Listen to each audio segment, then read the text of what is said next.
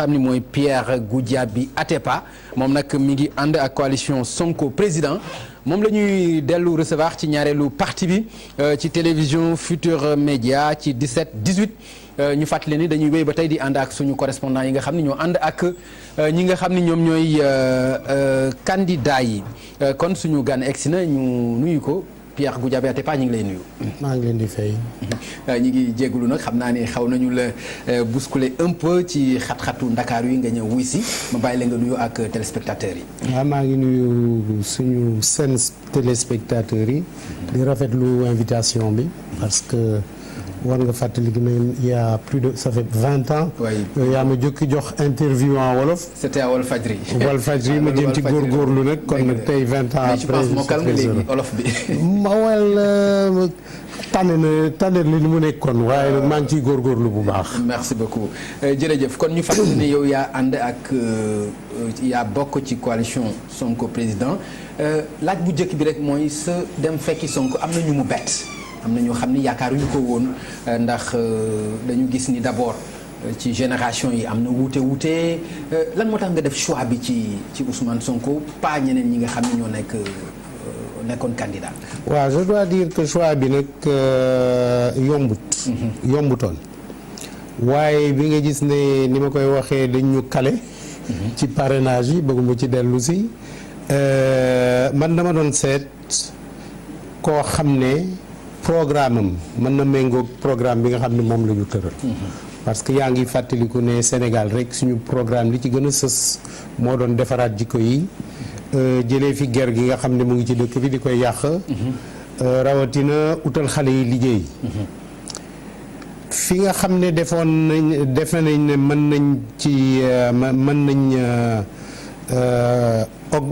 mën nañu changer mbir mi. mooy yokk mu koom-koomu réew mi. parce que foofu moom am nañ fa ay gis-gis yoo xam ne defe naa buñ ko tëralee réew mi dina jëm kanam. ñu gis nag ne ci yooyu yëpp candidat bi nga xam ne moo gënoon jege. suñu objectif yi Ousmane Sonko la. d'accord mu ñëw nag. ñu waxtaan. d'accord jiboo ci dina ñëw ci waxtaan bi mais est-ce que du li ñuy jiiñ Macky Sall ne kat moom ay alpulaar ñoo ëpp ci ñi koy parfois ñu wax ko ndax li nga bokk Casamance ak Sonko indiwul jege yantoo boobu. waaw ci wax la ci dëgg-dëgg xam nga Sonko xawma ko woon. mais xam nga ni yéen a bokk Casamance. loolu xamoon naa ko waaye ci ñi ma xam nañ ne loolu du critère ci man. rawatina maa ngi door a xam sax ne joolaa la moo ma ko wax. xamoonuma sax ne joolaa la. kon nag man critère yooyu dama ko dépassé. te defe naa bokk na ci nga xam ne. mooy commencé suufal mais nag coïncidence la boo xam ni tam faw ñu taxaw ci. waaw non nit ñi kay mën nañ ci taxaw. nit ñi kay mën nañ ko mën nañ ci dafay ay questionnement loolu kay moom ñàkkut. waaye man ku ma xam. ñi ma xam nañ ne man loolu du critère am na ñaar yoo xam ne du critère ci man. ethnie ak religion loolu ñëpp xam nañ ko ci man. kon nag waaw bu dee nag sama gis-gis méngoo nag gis-gisi koo xam ne Casamance la alhamdulilah mais xam nga itam yàgg nga prôné cadre Casamance yi. waaw bokk loolu nag ci déglu ma nag moo wax la ci dara. waaw cadre Casamance yi il y a 3 ans defe naa bi Sonko commencé yëngu am na ku ma wax ne waaw am nañ suñu benn xarit. boo xam ne Ousmane Sonko la tudd. dafa bëggoon ñëw pour wax ñu lan mooy programme am. ma ni ko non fii kenn du fi politique ça fait 3 ans. 3 ans pendant 3 ans gisuma ko bi ñu commencé yëngu nag ci mbiru élection yi. laa ko door a gisaat. kon nag loolu daal vraiment ñi ma xam nañu du dara waaye nag.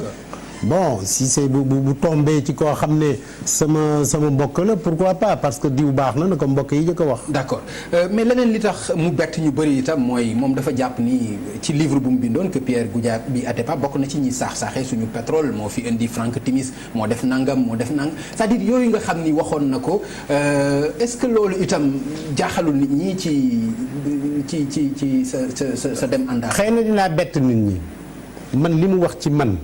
yëpp dëgg la. ah bon waaw man la Samuel Sarr woo ni ma Franck Timis mu ngi nii dafa bëgg a def recherche pétrole waaye président Wade dafa naj dossier bi bëggul mu ji ma ni ko waaw lu tax nga bëgg a man ma seeti ko yow ministre nga mu ni ma non pas bi yow boo waxee xëy na la déglu ma ni ko lan laa koy wax pas bi nee na bëggul pétrole mu ne ma waaw waxtaanal ak Franck am na loo xam ne dina la ko wax Franck ñëw ni ma gis ngeen boo leen bëggulee ma foore fii man dinaa foore Banjul wala ma foore Mauritanie ma ni ko loolu danger am na parce que bu fooree Gambie bu gisee pétrole suñu pétrole la ñuy manque la même chose Mauritanie ma ni ko non lii argument bu doy la ma jël ko yóbbu ko ci président Wade président ni ma Pierre waxoon naa la ne fii kenn du fi wax pétrole ma ni ko waaw dëgg naa li nga wax waaye kii am na autorisation Gambie am na autorisation Mauritanie. D'accord. Bu fa fooree suñu pétrole lay manque mu ni ma tu as raison argument boobu doy na ma kon nag wax ko na ñëw. D'accord. Foofu laay yemale sama intervention kon nag Sonko bu waxee ne ñun ñoo ko bëgg mënuloo fa yemale sa intervention man foofu laa yemale sama intervention ak leneen li ci xew lépp ba Aliou Sall dugg ci ak yeneen yëpp. non Alioune Sall bi ma présenté Alioune Sall. Alioune Sall jabaram moo doon sama secrétaire sama bureau bi nekk Beijing. Foofu laa xamee Alioune Sall ci benn réception la foofu en Chine laa ko présenté Franck Timis boobu magam doonul rakkam c'est ça magam il n'était pas président te boobu sax nit ñaa ngi ko doon xeex parce qu'il était conseiller économique à l'ambassade comme que magam moom dafa démissionné woon ñu koy utal ay problème kon nag loolu moom sama loxo def si set wecc li may wax nit ñi mooy toujours ma wax ko may leen ma répété ko Franck Timis dafa may sama doom $10,000 ci mariage am parce que dama koy invité woon sama mariage doom te wóor na ko ne bés bu doomam di sëy $20,000 laa koy may foofu la yem ma koy rafetlu nag may rafetlu li nga xam ne man maa ko indi ba ñu indi. kon mu leer rek kon ñu xam ni moom mi nga xam ni dafay wax que Franck Timis moo ñëw pour saaxe ak li ci xew yëpp. ñu xam ni yow yaay responsable bi. parce que yow yaa oui man nga wax ne man maay responsable lu découverte pétrole bi loolu nangu naa ko parce que li si laxas yëpp man bokkuma ci. te bëgguma ci xam dara. waaw d'accord xam naa ni peut-être beneen occasion. bu ko gën a leeral ci wàllu boobu parce que c'est important ñu taxaw ci junj nga léegi recalé nañ la du ñu dugg ci détails yi mais est-ce que amuloo ci vraiment regret yow sa combat moo nekkoon xeex politique yi gis nga ni xeex politique yi. waaw am naa ci tuuti regret mais nag am naa ci mbégteel bu rëy parce que man bi ma doon campagne wax naa nit ñi ne li ma gënaloon mooy ma am koo xam ne il est plus jeune que moi plus dynamique pour ma mën ko pousse bu dee mën na jël idée yi nga xam ne am naa ko waaw yàlla dogal ma dajeek Sonko ñu kale ma moom mu ni ma ne programme bi mu tëral sama livre bi nga xam ne yow xam nga ko osé nee na li gën wàllu programme bi sama livre bi la ko jëlee kon nag boo demee ba dajeek ku mel noonu man dama ciy kontaan. D'accord. Kon nag man du ma sonnati am naa koo xam ne bu dee am na ay idée ay conseils yu ma koy jox te nangu na ko ba tey conseil bi ma ko jox li ma bëgg wax rek mooy perte nga ñaari yoon c'est-à-dire recalé nañ la beneen bi mooy politique yi nga fi bëgg a jëlee ba tey ñoom ñi ngi fi donc ñoom ñoo la jiitu ci parrainage ñu ngi fii jusqu'à 2 jours. D'accord alors. 2 jours kay moom yàggut. D'accord loolu dina leer comme d'ici 2 jours nga wax alors léegi yow choisir nga ki nga xam ni moom mooy Ousmane Sonko beneen acte bi nga xam ni itam jaaxal na ci nit ñi ku ne xam na sa taxawaay ci bourse bi di ku ne dégg na discours am ci CFA bi mais loolu itam est-ce que du loo xam ni aussi Pierre yow da ngay jaaxal nit ñi ci comportement. non du jaaxal nit ñi ci comportement man dama am conviction. non loolu kay doy na. déglu ma rek dama ay conviction. waaw suma conviction bi lan la nit ki boo ko expliquer mën na changer attitude xëy na ci franc CFA bi dafa am yoo xam ne xamu ko. li mu wax. ne que ñu jël déglu ma rek. non c'est pas y a rien de grave là-dedans. dafa am yoo xam ne xamu ko. déglu ma rek. man sama rôle mooy jox ko ay éclaircissement yoo xam ne bu ci duggee dina xam li may wax. li may wax lu leer la franc CFA bi est-ce que xam nga ne français yi sax bëgg nañ ci jële bëgg nañ ci jënd même les Français. li ma ko wax waaw absolument parce que français gis nga coow joo xam ne mën nañ ko régler autrement parce que ni ñu koy waxee xaalis. rawatina économie ak monnaie. bëggul coow. kon nag nee naa ko oui tu as raison wax nga dëgg. lii am ci franc CFA bi jaaduwut te li nekk ci franc CFA bi sax wees na yëfu monnaie. parce que boo gisee français yi téye suñu économie ba tey loolu ci la kon nag man sur le principe d'accord naa ci waaye nag ni mu ko bëgg a defee laa d'accordul parce que benn ñun on est 8 pays yoo xam ne doo jóg rek naan ne waaw man dugg bokkatuma loolu ma tuta ne conseil yooyu nag laay jox ci Sonko defe naa ku mel ni man mag mu mel ni man ak expérience bi ma am ndax du jox dëgg ñi jàpp ni dafa manqué maturité. non manqué wul maturité mais il est jeune il a 43 ans 45 ans xaw ma Sonko il est très jeune mais koo gis ci àdduna mën nga def ay erreurs. te boo amee ñu mel ni ñun sa gannaaw xëy na objectif yi nga xam ne moom nga bëgg pour sa réew parce que looloo ci gën am maanaa. lan moo gën am maanaa ci Sonko mooy objectif yi nga xam ne.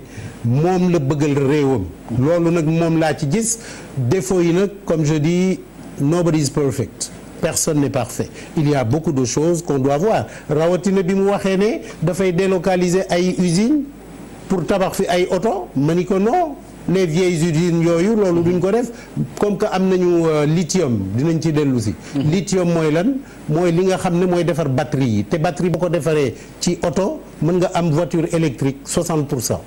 kon nag yooyu bi ma ko expliqué mu ni ah oui xamoo lu ma ne am nañ lithium. mais moom kon xamul dara. déedéet xam na lu bëri am na non xam na mais attends yéen ak seen candidat dañu am problème. yow nëgal ma laaj la dara. non bul ma laaj s'il te plaît man maa lay laaj. dama ne li ma bëgg a xam mooy c'est-à-dire koo xam ne loo ko wax mu ne la xaw ma koo ko wax. non benn yoon rek prétendre aussi pour nekk président de la République. non loolu aussi est-ce que du danger aussi pour Sénégal. y a aucun danger là-dedans au moins am na honnêteté bu dee xamul dara bu dee am na lu mu xamul mu wax la ne xamu ko dégg nga diriger réew li ci gën am maanaam mooy honnêteté ak honnêteté intellectuelle ça c'est un.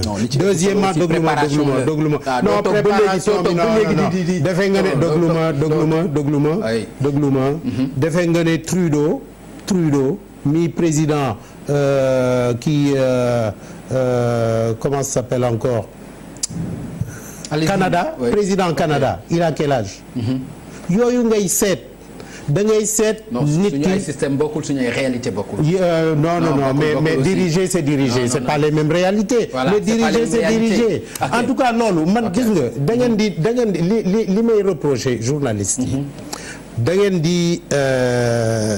di yàgg ci yoo xam ne c'est non expérience bi nga wax ne moo essentiel parce que ñu am expérience bi ñun ñu ngi ci ginnaawam rawatina Boubacar dina may déglu bu fekkee dina leen déglu ba tey de mu ngi may déglu te mu ngi déglu Boubacar Camara mi nga xam ne mu ngi ci wetam tamit bu fekkee mi ngi leen di déglu loolu waaw mu ngi déglu dinañu déglu alors moom discours am yëpp aussi nekkoon jële fi système bi léegi ñu dàqee ko ci loolu mu ne non waxuma nit ñi système bi laa wax c'est-à-dire loolu nga xam ne tâtonnement boobu waxul lu leer ci système bi. noo xëy na nit ñi ñoo xamul lu muy tuddee système.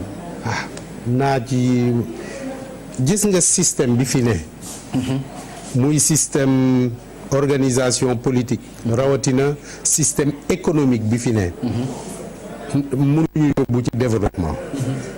système bi keroog ci benn plateau démontré naa fi. li ma fi démontré nga xam ne richesse yi nga xam ne maanaam koom-koom yi nga xam ne am nañ ko fi. ci mbiru.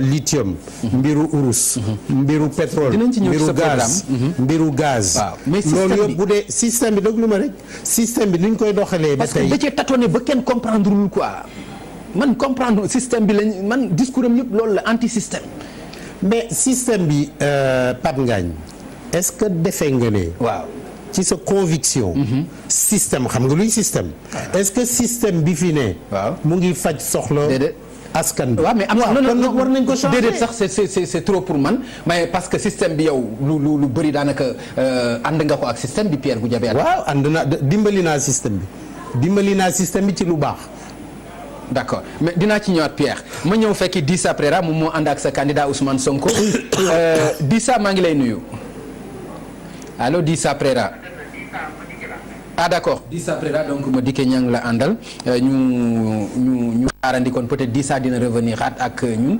kon ñu xaarandi ko ak la régie s'il vous plaît waaw fi mu bëgg a taxaw mooy par exemple su fekkee yaa ngi wax système mais ñi nga xam ne ñoo ko incarné parce que dama la gis yow nga ànd ak moom ngeen dem ci Abdoulaye Wade mel ni ku fay yalwaan sa soutien pour bëgg am soutien Abdoulaye Wade est-ce que loolu nekkul lu paradoxe. non il y a pas de paradoxe li tax ma yóbbu ko ci Abdoulaye Wade nag mën nga ko bëgg wala bañ ko bëgg waaye am na xam-xam am na expérience boo xam ne képp ci àddina ku ci mën a jël tuuti demal jëli ko. looloo tax ma bëggoon Ablaye Wade indil ko soutien te également on est en politique. loolu graaw na de Pierre. la dara graaw ci soutien Ablaye Wade. soutien Ablaye Wade ci koo xam ni da nga ne woon dañ ko war a fusiller dañ ko war a rey. waaw loolu ay erreur de jeunesse la. yooyu daal encore beneen erreur. waaw beneen erreur. encore beneen erreur. am na erreur yu bëri. encore nañ ko ñàkk. waaw loolu du ñàkk waaye man non li may wax mooy. seet leen rek lan moo gën wala lan moo baax pour askan bi loolu ngeen war a seet wala bu leen wax na système waxul système bëgg na ànd ak Ablaye Wade non dafa ñëw jël soutien Ablaye Wade loolu y a rien de plus normal. loolu de normal la ci. d'accord man nag vraiment encore une fois. li ci gën a am maanaa. mooy fan la bëgg a jëlee Sénégal yóbbu. bu ma paree fi ma ñëw ci loolu. s'il vous plaît c'est important. alors ñu ànd ak Ibou Kane moo ànd ak Ousmane Sonko Ibou maa ngi lay nuyu. maa ngi lay fay Pape Ngagne. Ibou mel na ni dugg ngeen Ndakaaru kon ah. waaw ñu ngi Ndakaaru ñuy fàttali ne tey jii nag stade Amadou Barry bu Guédiawaye la ñu war a amale meeting de clôture bi waaye laata loolu ab caravane ci yenn gox yi lu ci mel ne Kër Massar jàpp Tivaouane Peulh ñàgg dem ba Kër Ndiaylo Bargny yegg sax ba Diamniadio muy saafonteeg askan bi ci bés bi mujj ci campagne bi jamono ji ba léegi ñu ngi ci yoon bi jugee côté Sébikotane bi ñëwaat fi nga xamante ne moom mooy Guédiawaye bëgg a dem foofu nag foofee askan bi déjà ñu ngi ko fay xaar ci ay xibaar bi ñu jot. foofu lay amal nag meeting de clôture am. waaw Ibou mel na ni kon Ousmane Sonko mi ngi tontu Macky Sall ci dem ci stade yi. waaw parce que def na ko Alassane Djigo def na ko Amadou Barry. def na ko Alassane Djigo def na ko tey mu nar koo def tamit Amadou Barry démb gis nañu ñaari tribune ñoo am waaye benn bi pour des raisons sécuritaires la ñu xamle moo tax dañ leen interdire ñu def ci ay nit waaye beneen tribune bi mu jàkkaar lool daanaka foo sànni bàtt mu tàkk pelouse bi itam naka noonu stade bi amoon na mobilisation. kon ñu xaar ba xam Amadou Barry naka lay mujjee incha allah. jërëjëf am nga Ibou jërëjëf merci beaucoup mu mel ni kon sa candidat mi ngi tontu ci li président wax nañu dem ci stade yi. waaw dëmb de maa ngi woon ci stade Pikine bi fees dal. waay Amadou Barry aussi yéen a ngi koy préparé. toj na fa am maanaa mooy seet alelu réew mi. ñuy def pour mu yokk koom-koomu réew mi. ñun jàpp nañ ne ni ma koy waxee dëkk boo xam ne 15 millions rek la ñu. motul sax 15 millions. ñu am fii li ma doon lim sànq ba tey. rawatina minerai de fer. minerai de fer bi nga xam ne ci suñu gis-gis ak ni ma ko analyser minerai bi kese ak gaz bi nga xam ne gis nañ ko mën na tax ba suñu koom-koom bi multiplier wu par 100. loolu am naa ci ay firnde yu leer yu mel noonu nag boo gisee système bi nga xam ne fii la ne nga xam ne vision boobu amuñu ko ñoom seen vision mooy dem tàll loxo banque mondiale ak ñoom seen ñu ni non lii war nañ ko fi jë mais xam nga aussi ressources yi ngay wax nii ñëpp a ko gisandoo xamaguloo ñi fi nekk nii lan lañ ci nar a def. ah non def nañ seen PSE attention régime bi moom lim ci nar a def wax na ko ba pare dañ ko nar a jaay. man nag li may wax mooy parce que port minéralier bi boo jëlee exemple jooju te Ousmane Sonko ànd na ci ak man 100%. port minéralier bi nga xam ne moom la ñu samp dañ ko fi sampoon pour ñu mën a jël suñu minerai de fer bi jaay ko bitim réew. ñu ni maag Sonko ñu ni ne port jooju dinañ leen bàyyi ñu yeggali ko. waaye au lieu que minerai bi di dem minerai bi fii lay des. port bi nag dina importer yeneen minerai rawatina lu mel ni phosphate Guinée man dem naa ba Guinée. toog ak premier ministre ma expliquer ko ne bu ñu jëlee réew mi phosphate du phosphate sax kii la bauxite seen bauxite bi ñuy jaay Chine ak Amérique ñun fii dañuy def accord ak ñoom. ñu jël bauxite jooju. dugal ko ci port minéral bi nga xam ne ñu ngi koy tabax ñu génnee ci aluminium. génnee ci ay koom-koom yu rëy. d'accord. ay centaines de milliards de dollars yooyu mooy paradigme pan ngaañ may ma tuuti rek li ma bëgg a sénégalais yi xam mooy tournant bi nga xam ne ci la ñu yem fi la ñu toll c'est extraordinairement important maanaam importance boo xam ne ci la ñuy seet ndax sénégalais yi suñu doom yi dinañu continuer di Barça ak Barsak ak di jaay ay chaussettes ni ma koy waxee ci yoon ci tali yi wala dañuy développé wu ma yokk ci ne exemple bi may joxe mooy Dubaï mi nga xam ne fi ñu toll tey ba gis fi pétrole ak gaz ñoom foofu la ñu toll woon y a 40 ans may joxe exemple bi na y a 40 ans tabax naa fi taax boo xam ne 23 niveaux la boobu Dubaï 12 niveaux rek la. mooy fan lan la. banque centrale la. gën am maanaa ci li ñuy wax maak Sonko lan la. Sénégalais yi war nañu xam ne virage bii. ou bien dañuy changer. waaw dem ci développement réel nga xam ne amul dara. d'accord. avec ce qui se passe dans le système léegi may naa la yow aussi da nga may may parce que da nga wax ni système bi li ñuy def mooy jaay ressources yi ressource bu génnagul nan nga koy jaayee ñoom seen argument mooy forêt la ñuy def ñi nga xam ne ñooy forêt ñooy indi seen xaalis pour def seen ay. déedéet du noonu mais loolu la ñu wax ñoom du noonu. nan la ñu mën a jaayee loo xam ne par exemple nan la ñu mën a jaayee pétrole boo xam ne génnul kenn gisu ko. non waaw yow tamit Pape Ngagne xanaa xam maa ngi lay déglu. d'abord bu ñu laalagum pétrole bi. nañu jël ressource bi nga xam ne ñëpp teg nañ ci bët muy réserve de la Falémé nga xam ne weñ la. 750 millions de tonnes bés bu ne ma koy wax. mais loolu Turquie bi ngeen ci waxee dañ ko tegaat ci suuf ñoom. déedéet waaw bi ma ko waxee. parce que xam nañ ne wax nañ dëgg. parce que boobu déglu ma rek dañ ko bëggoon pasar ci 2 milliards de dollars ma def ci ma expliquer leen ne montage bi boo ko xoolee rek boo ko doon seetaan nii rek. 52 milliards de dollars ñu bëgg ko pasar 2 milliards ñu arrêté waaye loolu du moom du looloo gën a am importance. lan moo am importance li gën a am importance mooy. moo tax ma ni leen seen PSE jooju dañ ko war a xotti bu ñu fi waxati waxu PSE. parce que boo defee sa programme de développement maanaam sa réew. nooy indee koom-koom bi. balaa ngaa découvrir pétrole ak gaz. keroog bu la yàlla suñu borom mayee. ba sa dëkk bi am pétrole am rawatina am gaz da nga war a seetaat li nga defoon. loolu nag foofu loolu def nañ ko à l'Assemblée nationale. non mais ban defin la ñu. revoir nañ loi yi lan la ñu revoir ci lan déglu ma non doy gis nga. loi yi tamit war ngeen ci bàyyi xel. man bi ma demee renégocier zircon bi maa ko renégocier. comment zircon bi dañu signé woon Sénégal d'après les lois du pays. code minier bi. daf leen waxoon ne war nañ ko signer 80 millions de dollars. Madické Niang mii du ma weddi signer ko selon la loi à 80 millions de dollars ma jël dagg sama billet avion dem Australie ma négocier ko 1 milliard 150 millions de dollars parce que dama ni leen code bi man dama koy teg fële ñëw leen ñu toog comme des hommes d'affaires ñu discuter kon nag. li nekk ci suñu. mais ban qualité nga defee négociation boobu ban qualité. conseiller spécial du président Wade. et je rendais compte après avenant bi du man maa ko signé Madické mi nga xam ne moo signé woon 80 millions yi. moo dellu si signé 1 milliard. qualité jooju la. d'accord te boobu sax ma jox ci tuuti leeral musuñu ma fay parce que c'était à titre bénévole Wade moo ñëw ni ma ne dafa bëgg ma koy xelal tuuti ci yoo xam ne sama xam-xam mocc na ci ma may ko. te loolu laa bëggoon sax parce que neewoon naa ne man buñ ma falee bugguma salaire bugguma caisse noire bi sax gis naa ne am na ay candidats yoo xam ne ñu ngi ciy dellu si waaye li ma la bëgg a expliquer mooy. bëgg naa sénégalais yi xam ne élection wu gannaaw suba bi bu dimanche bi c'est important. parce que ñu changer système bi fi ne nga xam ne waa bitim réew ñoo ñu contrôler. waa bitim réew ñoo ñu contrôler lu ñu bëgg rek dem tàllal suñu loxo banque mondiale man nee naa banque mondiale bu ñu jëlee réew mi nañ leen convoqué fii réunion yu rëy. parce que dañuy fawntoo. d'accord banque mondiale gis nga Mahathir keroog ni mu développé dëkkam dafa xotti yëfu banque mondiale parce que man mënuma nangu.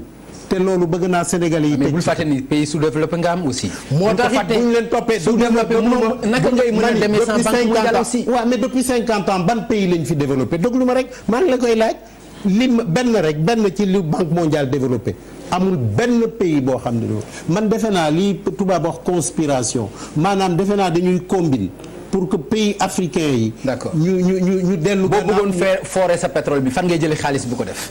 mais yaa ngi fàtte nag léegi baal ma jël Dissa Préra s'il vous plaît rek après ñu revenir nga wax ma foo koy jëlee xaalis boobu Dissa maa ngi lay nuyu. maa ngi lay fay Pape Ngagne. nga baal ma àq ci xaar bi Dissa.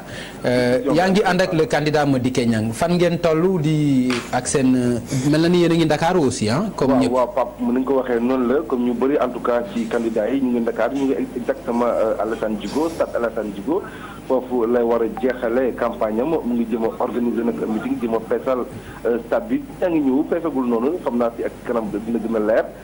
waaye lu ñu mënta wax mooy li français wax dafay jeter ses dernières forces ci bataille bi fi ñu toll nii ci loolu la nekk mu ngi organisé wu ànd na ak optimisme tamit la ñetti poñ bu ci jëkk mooy Pape Ngagne mooy libéré réew mi ci français yi moom jàpp ne wàllu alal gi wàllu boobu noonu mun na ñaar wala ñetti yoon yoo xam ne wax na ko ci jàpp na ne que faw Sénégal ak Afrique de l'Ouest génn ci français ba pare rapatrier fonds yi nga xam ne moom moo nekk diggante France ak Sénégal léegi Thiès yàggul rek ci place de France mais moom doon na intéressant également mu renégocier ñu xoolaat diggante relation France ak Sénégal lu ci wàllu politique waaye tamit ci wàllu économie.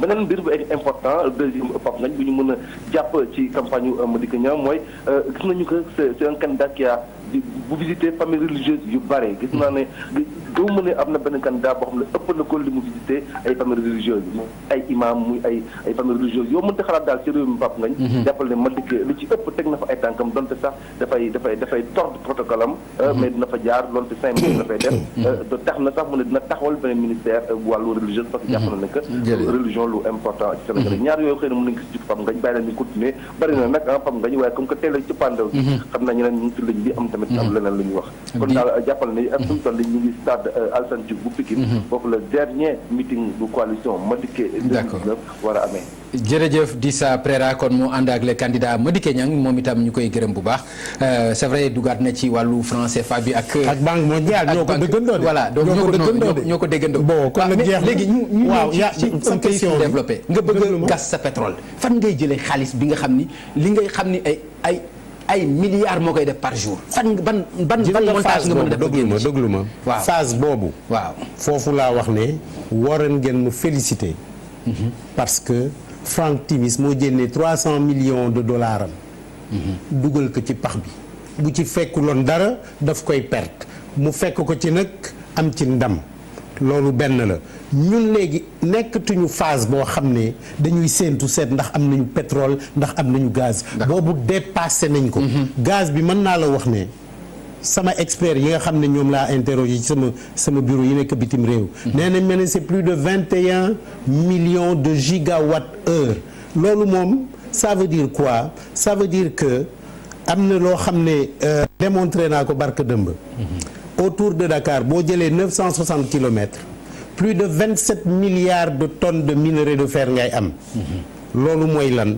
loolu buñ ko seeyaloon ak suñu gaz bi nga xam ne yàlla may nañ ko muy valeur plus de 21 millions de gigawatts di nga ci jëlee lu ëpp 9000 milliards de dollars. yaa xam si en 50 ans ko fay jëlee dafa yomb. c'est-à-dire mais il faut mais am na financement yooyu xam nga yan financement ngay mën a def. waaw ko jël xam nga nag doo dem rek tibb ko ak sa loxo. waaw déglu ma xam nga nag am na yoo xam ne. waaw à part architecture bi ma xam ne moom tabaarkalla mokkal naa ko tuuti. xam nga maa doon patron de la bourse régionale dama démissionné ngir élection yi bourse régionale maa ko jiite. kon nag xam naa fu ñuy jëlee xaalis. benn. ñaar question bi c'est une question pertinente parce que keroog. ministre des mines bi mu taxawee bi mu toogee télévision nee na waaye Atepa dafay def ñuy kii fu ñuy jëlee 2 milliards pour investir ko gis nga ki ñuy wax Al-Sisi muy président wu Égypte bi mu jëlee réewam bi dafa soxla woon xaalis pour yaatal canal de Suez 7 milliards de dollars la doon ut il a lancé ce qu'on appelle épargne nationale égyptiens yi ñoo teg yaa xam 1 million la yaa xam 500 000 la jox ko en une semaine loolu boo ko fi defoon xam nga nit ñi ñoom lu ñu bëgg mooy bu dee def nga sa million ñu wax la ne million ji dina jur 2 millions wala 3 millions. boo ko defoon tey di nga am xaalis ju dul jeex te man mii yàlla may na ma xam naa ñoo xam ne am naa ay réseau clair yoo xam ne dinaa ko jëbal kii nu mu tudd sax kii Sonko. lu ñu mënta bëgg ci aleel mën nañ ko am te nag bu ma waxee ku la jox ndékki taalal la añ. bu la déggee réer lan mooy ndékki bi Pierre gis ngeen zircon bi ma négociation yi ma defal Sénégal yëpp gis ngeen ko teg ngeen ci bët man lu ma wax ci mbiru koom-koom war ngeen ma wóolu na tuuti koo xam ne rue 7 angle 12 la jógee dem ba Champs-Élysées di fay samp boutique rawatina dem ba Chine Inde xanaa bu ma leen waxee yëfu développement wóolu leen ma 3 millions ni ma koy waxee lañ ma lebal machine ndaw mu ngi fii yàlla na fi yàgg te wér 3 millions yàlla may ma samp fi lii kon nag bu ma leen waxee dara man li ma gën a métti ci sénégalais yi dafa mel ni da ngeen wala da ngeen di nelaw yeewu leen. li may wax dëgg la. waaw mais non c'est-à-dire yeewu comment. bu yaakaar ni yeewu wuñu dañu def seen choix ci fi leen neex. mais yeewu def nañ ko non dañu def seen choix ci les politiques dañu def seen choix. mais bu ñu wax ni bu ñu yaakaar ni dañu nelaw ku leen wax waxu koom-koom boo xam ne c'est extraordinaire da ngeen koy bañ a gëm moo tax may joxe toujours exemple Dubaï.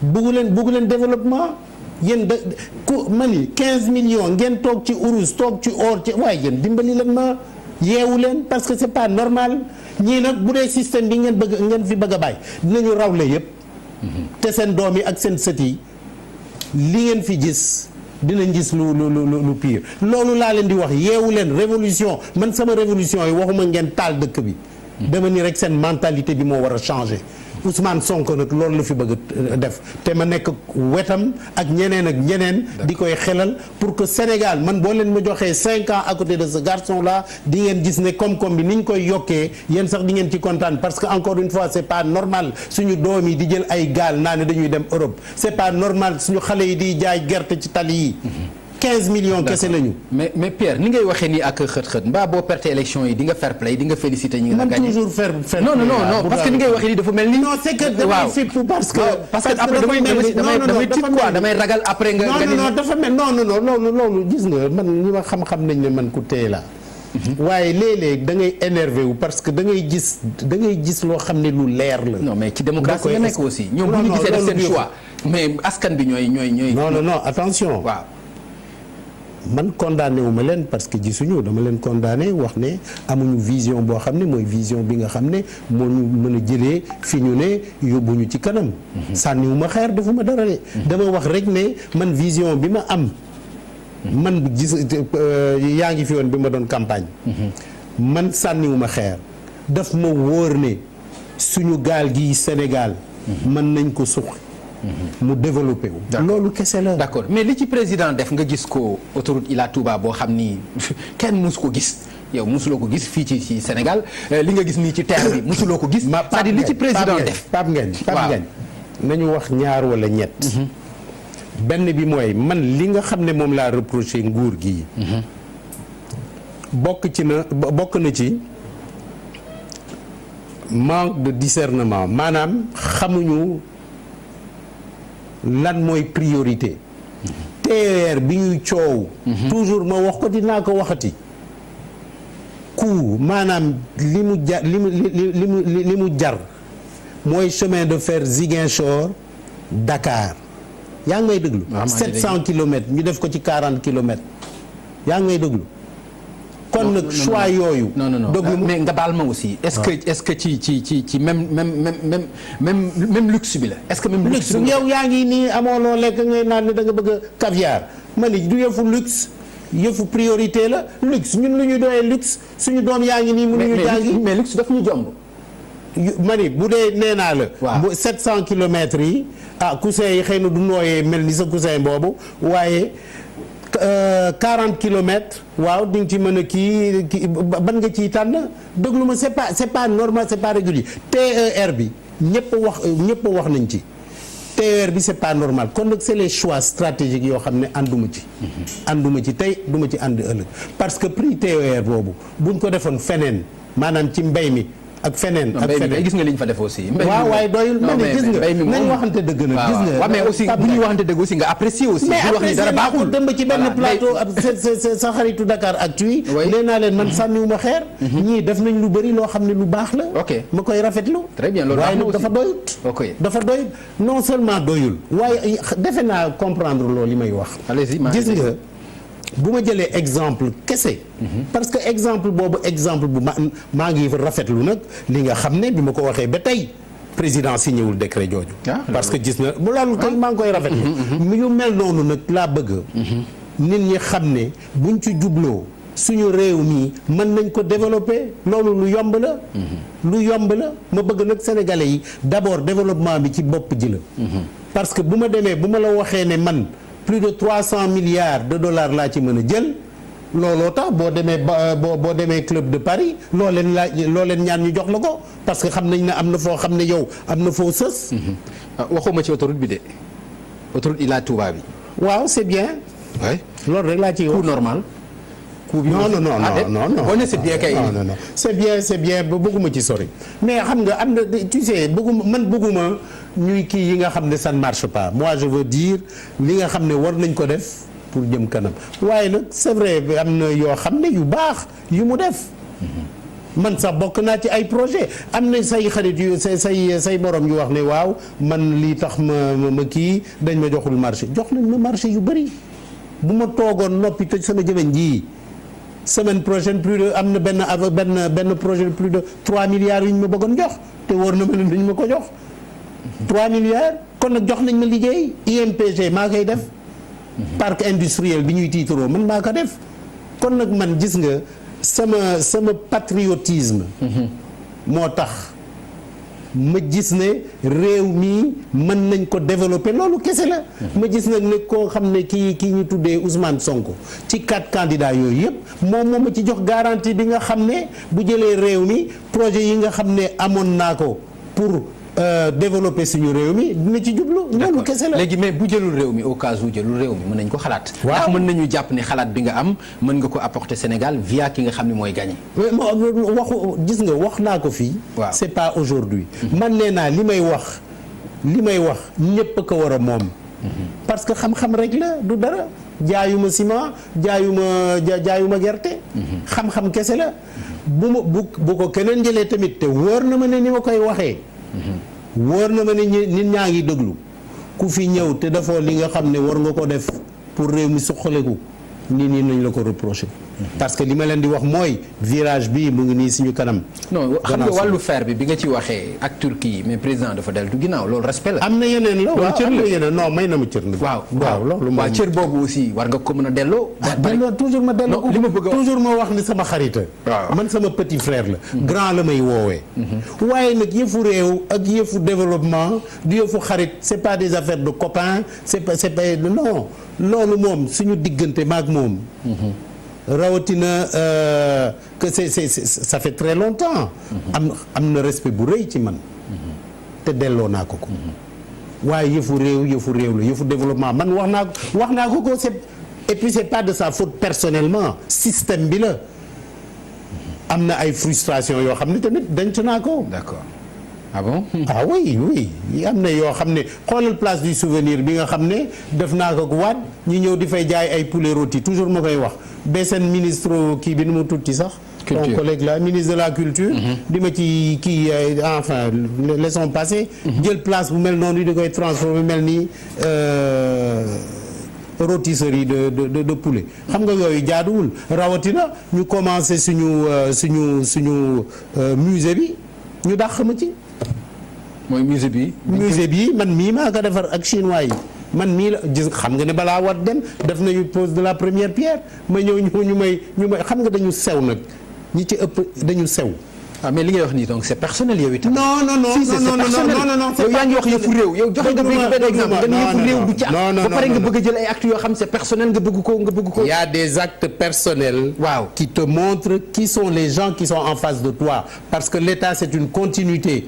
ñoom ñoo ci jëf yëfu personnel parce que architecte bu samp affaire am nga ñëw di koy dàq loolu ça veut dire que xamuloo luy continuité de l'État loolu man dugg ci benn chantier yi ma yow xam nga man dugg ci benn chantier lan la ci man waaye ça veut dire que ñii dañ ko def yëfu xarit ak yëfu copain ak yëfu coquin ak yëfu mbokk loolu moo tax mu fippu mais personnel man dugg ci benn chantier. kon bu dul loolu doo fippu kon bu dul loolu doo fippu. non bu dul loolu kon loolu tax nga fippu bu dul loolu kon doo fippu. non gis nga. non bu dul loolu doo fippu kon yaa ngi bokk ci affaire bu dee réew mi waaw bokk ci affaire bi bokk naa ci bu ci bëggoon bokk maa ci gën a bokk qui que ce soit bu ma ko bëggoon. parce que même bi ma commencé sama kii bi yónnee nañ ci man. man maa bañ. dégg nga parce que dama am ay objectif man suma objectif encore une fois wóor na ma ne le Sénégal mën nañ ko développer. d'accord. te wóor na ma tamit ne ci 4 candidats yi.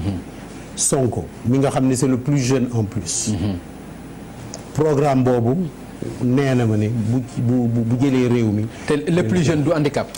non c'est le plus jeune du handicap mooy comme suñu jeunesse bi rek. ah non du handicap le plus jeune du handicap non c'est un atout. ah bon c'est un atout. bu la neexee nga ni c'est un atout. mais am na keneen ku ko mën a jàppee handicap. waaw d'accord alors Pierre waxtu bi jeex na ma bàyyi la 2 minutes rek nga am benn message boo xam ni vraiment da nga koy jagleel ñi nga xam ne ñoo lay seetaan notamment jëm ci sa programme ci lu gën a leer s'il vous plaît. waaw man defe naa ci li ma wax yëpp. li ci gën am solo mooy dama bëgg Sénégalais yi xam ne réew mi mën nañ ko développer. réewu Sénégal ak li ko yàlla may yëpp rawatina surtout les dernières découvertes pétrole ak gaz bi nga xam ne buñ ci defee li ci war bu ñu jëlee suñu richesse naturelle yi ak richesse yi nga xam ne yeneen dëkk yi nga xam ne war nañu Sénégal am nañ ko buñ ci defee xam-xam te ak